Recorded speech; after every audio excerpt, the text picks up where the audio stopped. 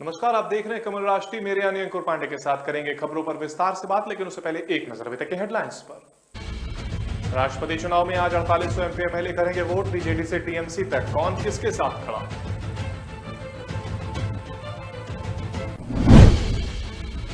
संदिग्ध आतंकियों से पूछताछ में बड़ा खुलासा। भारत को मुस्लिम राष्ट्र बनाने के लिए कई देश कर रहे हैं पीएफआई को फंडिंग।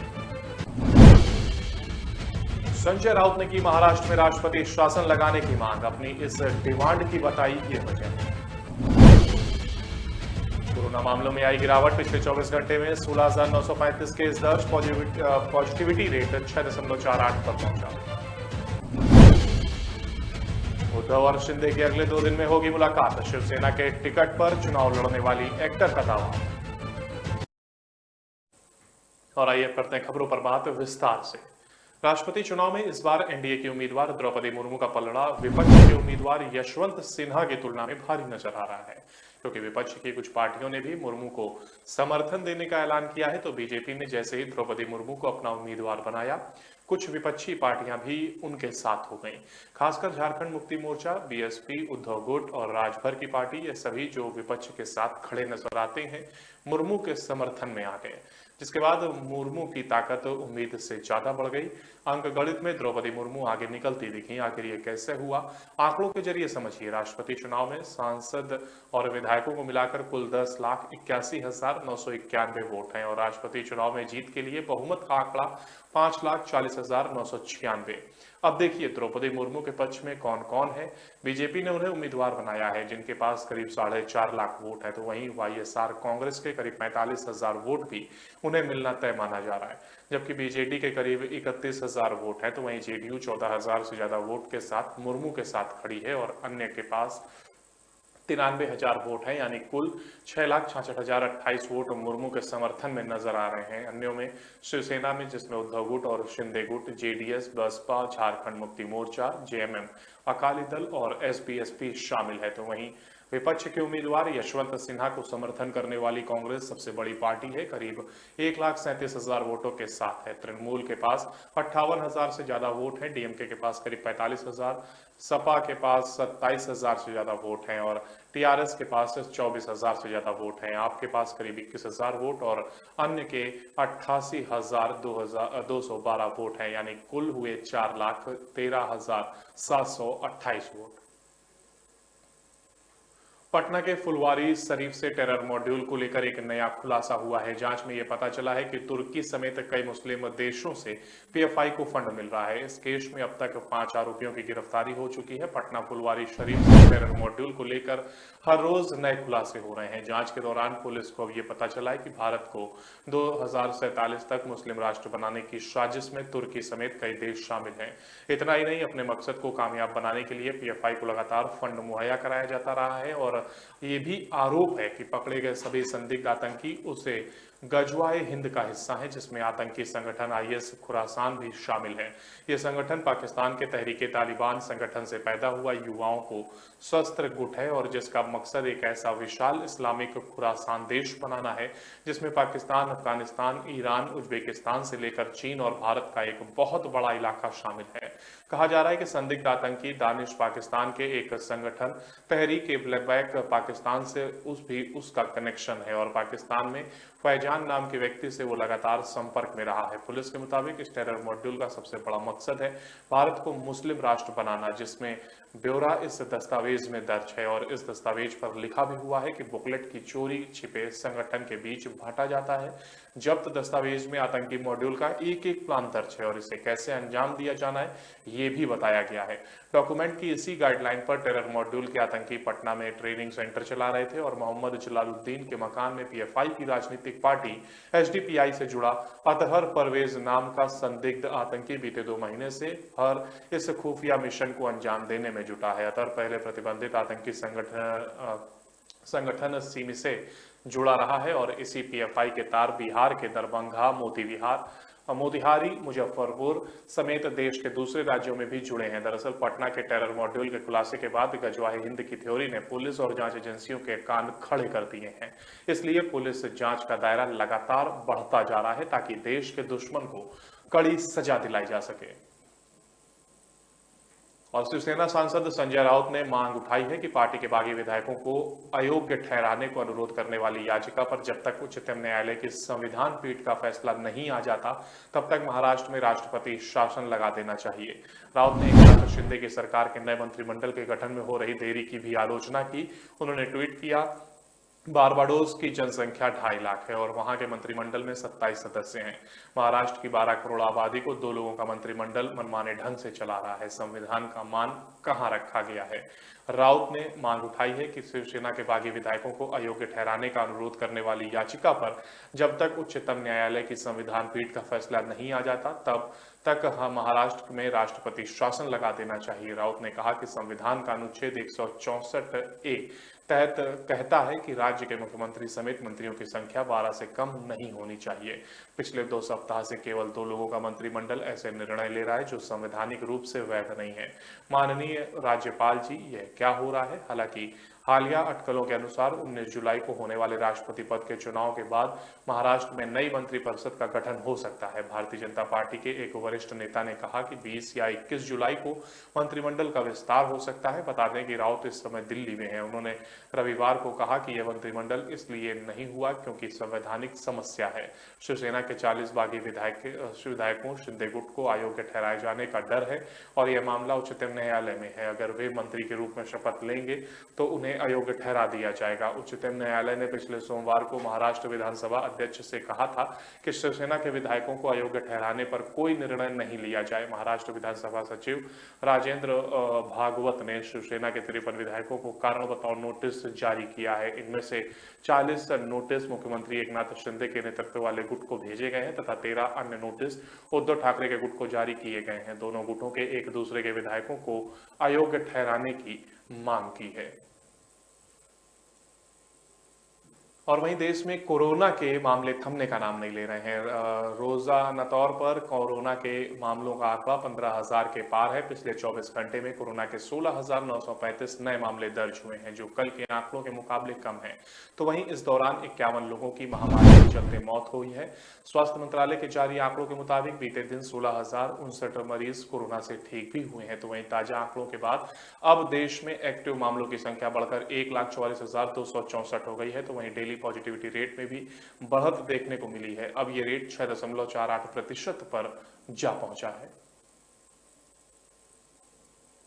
और शिवसेना नेता के रूप में खुद की पहचान बताने वाली मराठी अभिनेत्री दीपाली सय्यदने ने दावा किया है कि महाराष्ट्र के मुख्यमंत्री एकनाथ शिंदे और शिवसेना अध्यक्ष उद्धव ठाकरे मतभेदों को सुलझाने के लिए मिलने पर सहमत हो गए हैं। उनके एक ट्वीट के बाद की भारतीय जनता पार्टी के कुछ नेता ठाकरे और शिंदे के बीच एक आगामी बैठक में मध्यस्थता कर रहे हैं।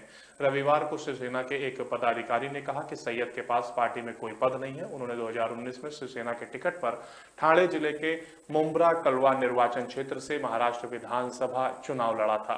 2014 में वह आम आदमी पार्टी आप के टिकट पर अहमदनगर जिले से लड़ी थी लेकिन हार गई। अपने ट्वीट में उन्होंने दोनों नेताओं के साथ अपनी तस्वीर साझा करते हुए एक्टर ने लिखा कि मुझे यह जानकर खुशी हुई कि अगले 2 दिनों में शिव सैनिकों की भावनाओं को ध्यान में रखते हुए उद्धव ठाकरे और एकनाथ शिंदे की मुलाकात होगी।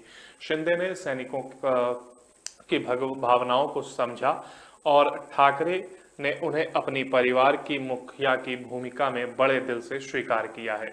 कुछ भाजपा नेता इस बैठक के लिए मध्यस्थता कर रहे हैं। उनके ट्विटर पोस्ट में उल्लेख है कि वह शिवसेना की नेता हैं।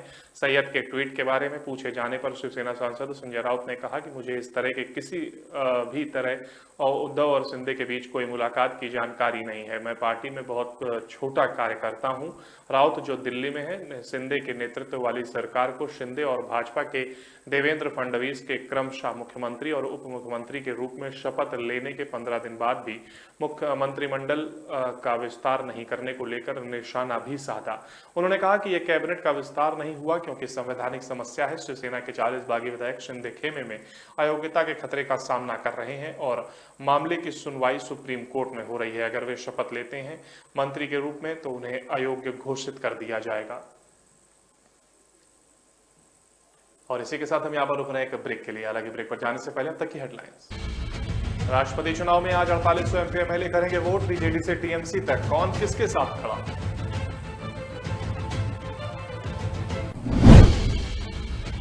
संदिग्ध आतंकियों से पूछताछ में बड़ा खुलासा। भारत को मुस्लिम राष्ट्र बनाने के लिए कई देश कर रहे हैं पीएफआई को फंडिंग।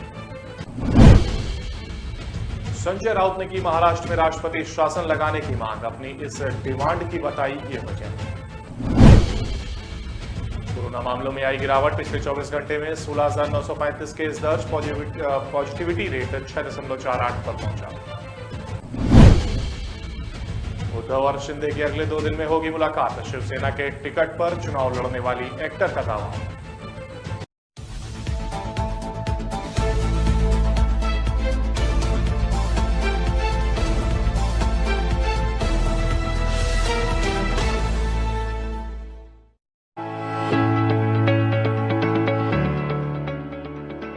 आजादी के अमृत काल में देश ने 200 करोड़ वैक्सीन डोज का असाधारण लक्ष्य प्राप्त कर आजादी के 75 साल के महोत्सव को यादगार बना दिया है।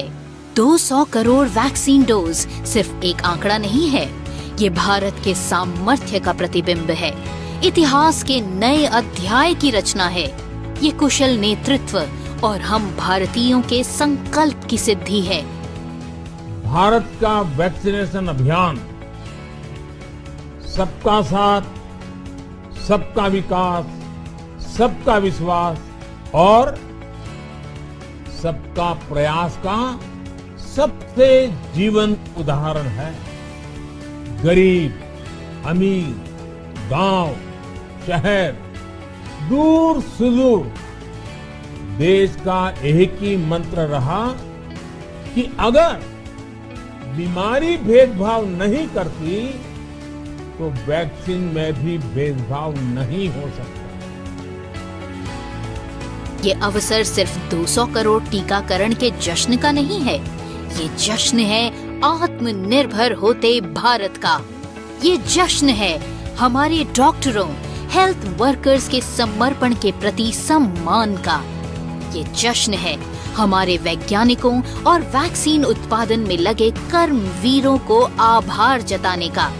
ये मौका है हमारी आशा और आंगनवाड़ी कार्यकर्ताओं की कर्मशीलता को सलाम करने का। ये जश्न भारत के कुशल नेतृत्व के प्रति सम्मान प्रदर्शित करने का भी है। कुशल नेतृत्व और हम भारतीयों के संकल्प का ही परिणाम है कि भारत कोरोना के खिलाफ लड़ाई में मजबूती से खड़ा है।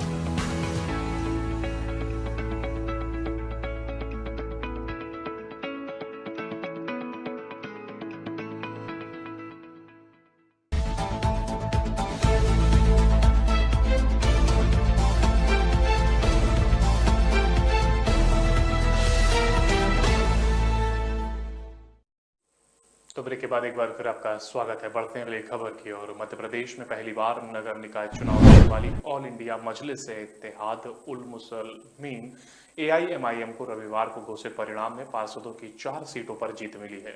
मध्य प्रदेश राज्य निर्वाचन आयोग की वेबसाइट पर उपलब्ध आंकड़ों के अनुसार AIMIM के 4 प्रत्याशियों ने खंडवा नगर निगम, बुरहानपुर नगर निगम और जबलपुर नगर निगम चुनाव में पार्षद के पद की जीत दर्ज की है। इन 4 में से जबलपुर में पार्टी के 2 प्रत्याशियों ने और बुरहानपुर और खंडवा में एक ने जीत दर्ज की है। गौरतलब है कि AIMIM ने पहली बार भारतीय जनता पार्टी शासित मध्य प्रदेश में नगर निकाय चुनाव लड़ा है। AIMIM की शकीरा बिलाल ने खंडवा नगर निगम के वार्ड 14 से पार्षद का चुनाव जीता। शकीरा ने अपने निकटतम प्रतिद्वंदी कांग्रेस प्रत्याशी नूरजहां बेगम को 285 वोटों के अंतर से हराया। शकीरा को 902 मत मिले जबकि नूरजहां केवल 617 मत हासिल कर सकी हैं।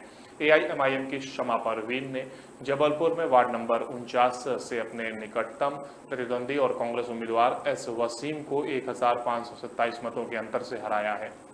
पार्टी की एक अन्य उम्मीदवार समरीन ने जबलपुर नगर निगम के वार्ड नंबर 51 से कांग्रेस की शबनम फिरदौस को 209 मतों के अंतर से हराया। तो वहीं बुरहानपुर में AIMIM के रफीक अहमद ने निर्दलीय उम्मीदवार शहजाद नूर के खिलाफ वार्ड नंबर 2 से 156 वोटों के अंतर से कड़ा मुकाबला जीता। AIMIM प्रमुख असुद्दीन ओवैसी ने पार्टी उम्मीदवारों के पक्ष में खंडवा में एक जनसभा की थी। ओवैसी ने भोपाल, इंदौर और जबलपुर में भी अपनी पार्टी के उम्मीदवारों के लिए समर्थन जुटाने बढ़ाने के लिए जनसभाएं की थी।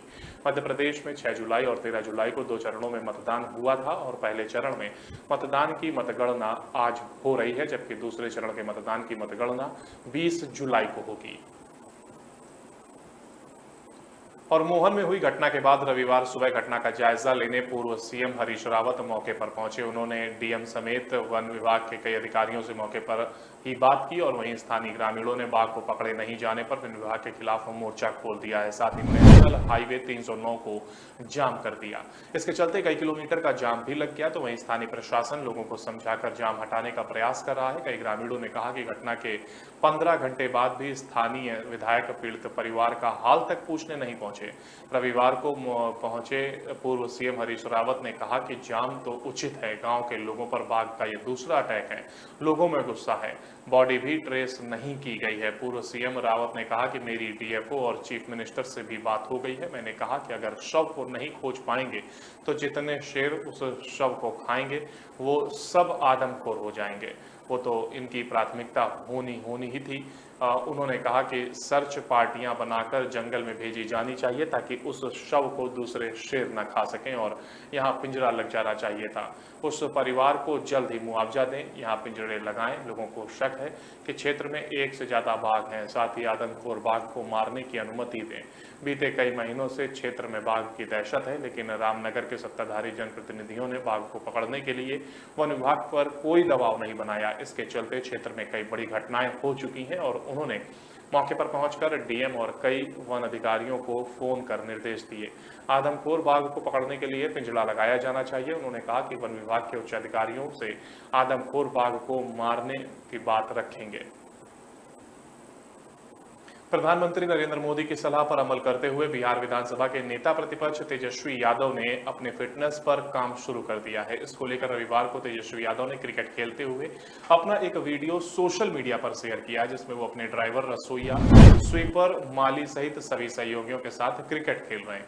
इस दौरान वो बॉल को हिट करते देखे जा रहे हैं। क्रिकेट खेलते हुए अपना वीडियो शेयर करते हुए तेजस्वी यादव ने लिखा, जिंदगी हो या खेल का मैदान, हमेशा जीतने के लिए खेलना चाहिए।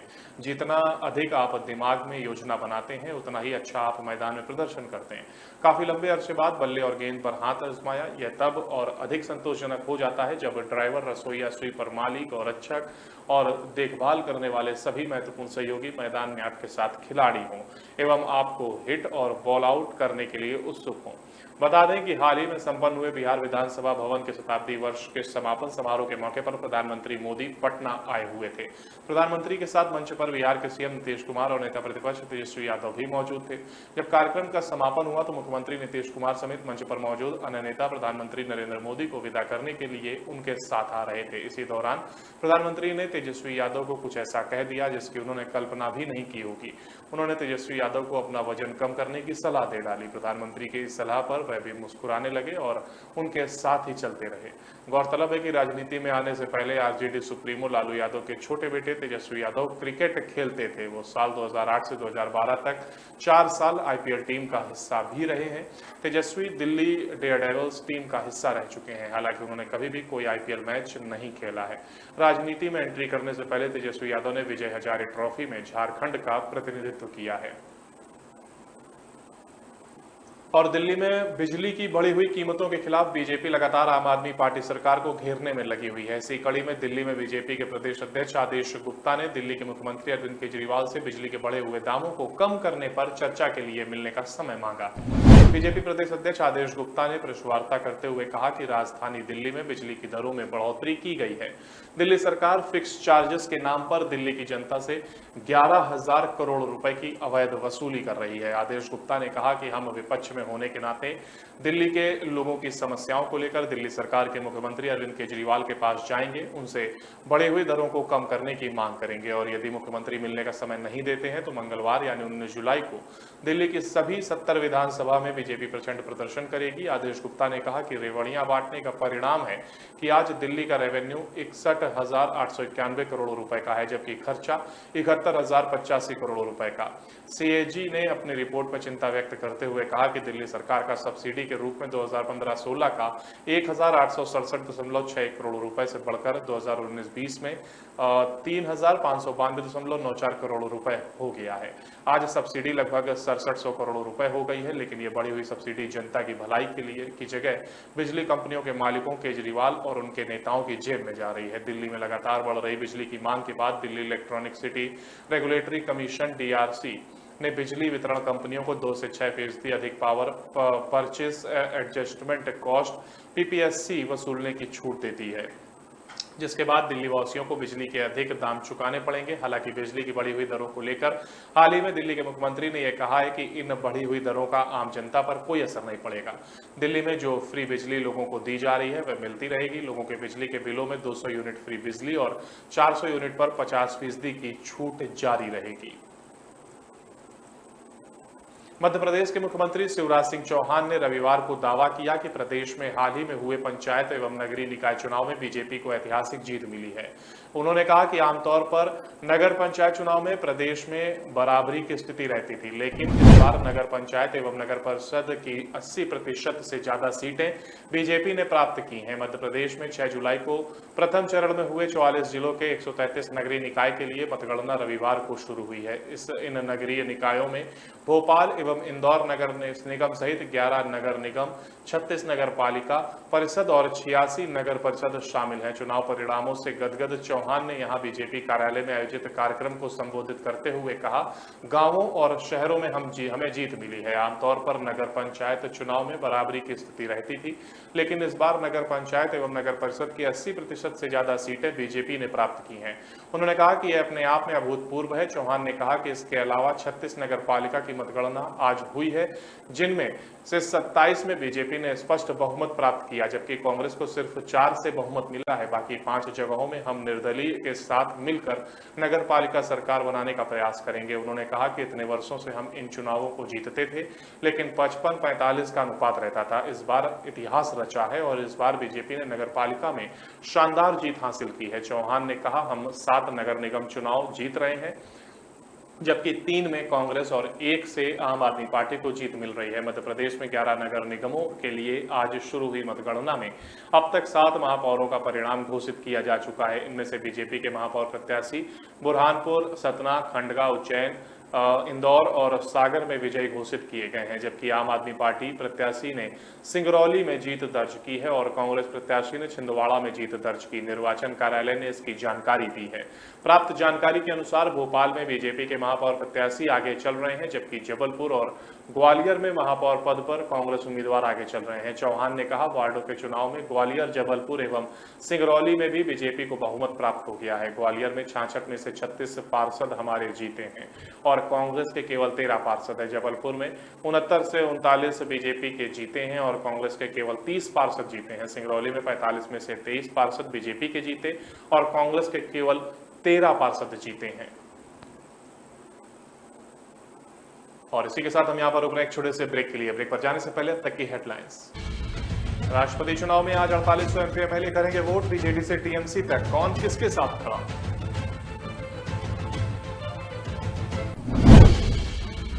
संदिग्ध आतंकियों से पूछताछ में बड़ा खुलासा। भारत को मुस्लिम राष्ट्र बनाने के लिए कई देश कर रहे हैं पीएफआई को फंडिंग। संजय राउत ने की महाराष्ट्र में राष्ट्रपति शासन लगाने की मांग। अपनी इस डिमांड की बताई ये वजह। कोरोना मामलों में आई गिरावट। पिछले 24 घंटे में 16,935 केस दर्ज। पॉजिटिविटी रेट 6.48 पर पहुंचा। उद्धव और शिंदे की अगले 2 दिन में होगी मुलाकात। शिवसेना के टिकट पर चुनाव लड़ने वाली एक्टर का दावा।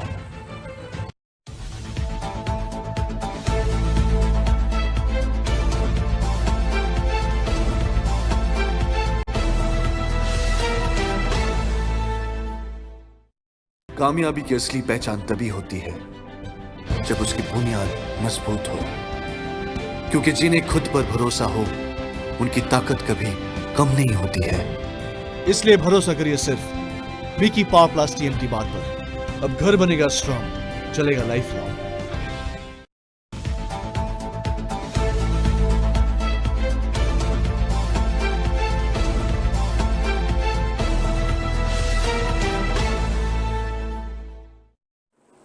तो ब्रेक के बाद एक बार फिर आपका स्वागत है। बढ़ते हैं अगली खबर की और उत्तर प्रदेश के अल्पसंख्यक कल्याण राज्य मंत्री दानिश आजाद अंसारी ने मदरसों में दाखिले के लिए विद्यार्थी की अधिकतम आयु सीमा तय करने पर विचार किए जाने के अटकलों को सिरे से खारिज करते हुए कहा कि सरकार मदरसों में दाखिले की उम्र तय करने के सिलसिले में एक समिति का गठन करेगी। अंसारी ने शनिवार को पीटीआई भाषा से बातचीत में कहा कि मदरसों की विभिन्न कक्षाओं में दाखिले के लिए विद्यार्थी की आयु निर्धारित करने को लेकर एक समिति बनाई जाएगी, जिसकी रिपोर्ट के आधार पर आयु निर्धारण संबंधी निर्णय लिया जाएगा और मदरसों में दाखिले के लिए अधिकतम उम्र तय करने का कोई विचार नहीं है। उन्होंने कहा कि प्रदेश सरकार सीबीएसई और आईसीएसई समेत विभिन्न शिक्षा परिषदों के तर्ज पर उत्तर प्रदेश के मदरसों में भी दाखिले के लिए न्यूनतम आयु सीमा तय करेगी। अंसारी ने कहा कि कई बार ऐसा होता है कि बच्चों के माता पिता या अभिभावक लापरवाही के चलते बच्चे का दाखिला देर से कराते हैं और सरकार की कोशिश होगी कि यह प्रथा रोकी जाए। अल्पसंख्यक कल्याण मंत्री धर्मपाल सिंह ने पिछले रविवार को संवाददाताओं से बातचीत में कहा कि हाल ही में मदरसों के हाई स्कूल के मेधावी छात्र छात्राओं को प्रतिशत प्रशस्ति पत्र और टैबलेट वितरण के दौरान कई बड़ी उम्र के पुरुष भी पुरस्कार लेने पहुंचे थे, जो सही नहीं है। उन्होंने कहा था कि सरकार बेसिक शिक्षा की तर्ज पर अब मदरसों में भी प्रवेश के लिए आयु सीमा निर्धारित करेगी। उनके इस बयान के बाद तरह तरह की चर्चाएं हो रही हैं। ऐसी अटकलें लगाई जा रही हैं कि क्या सरकार मदरसों में दाखिले के लिए अधिकतम आयु सीमा तय करेगी।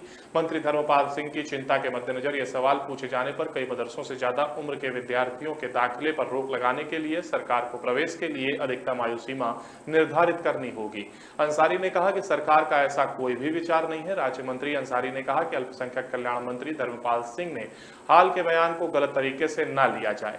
सिंह ने कहा कि सिंह का कहने का मतलब सिर्फ इतना था कि मदरसों में पढ़ रहे बच्चों की शिक्षा सही समय पर शुरू हो और सही वक्त पर ही मुकम्मल हो। इस बीच प्रदेश के मदरसा शिक्षकों के संगठन teachers association मदारिस Arabia Uttar Pradesh के महासचिव दीवान साहब जमान खां ने बताया है कि राज्य के मदरसों में पिछले पहली कक्षा और 10वीं के कक्षा में दाखिले के लिए न्यूनतम आयु पहले से ही निर्धारित है और उन्होंने कहा कि पहली कक्षा में प्रवेश के लिए विद्यार्थी की न्यूनतम आयु 5 साल और 10वीं कक्षा में दाखिले के लिए न्यूनतम 14 साल पहले से ही तय है।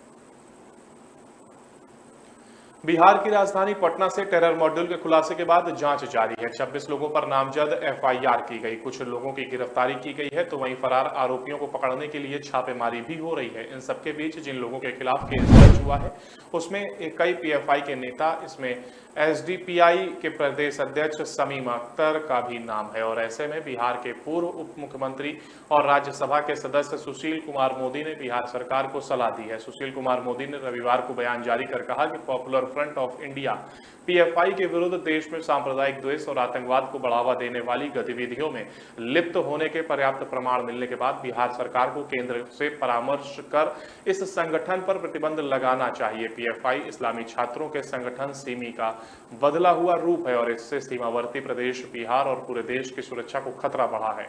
इस दौरान सुशील कुमार मोदी ने कांग्रेस पर भी निशाना साधा। उन्होंने कहा कि आरजेडी नेतृत्व वाले महागठबंधन में शामिल कांग्रेस आतंकवादी साजिश में लिप्त पीएफआई को बढ़ावा देती रही।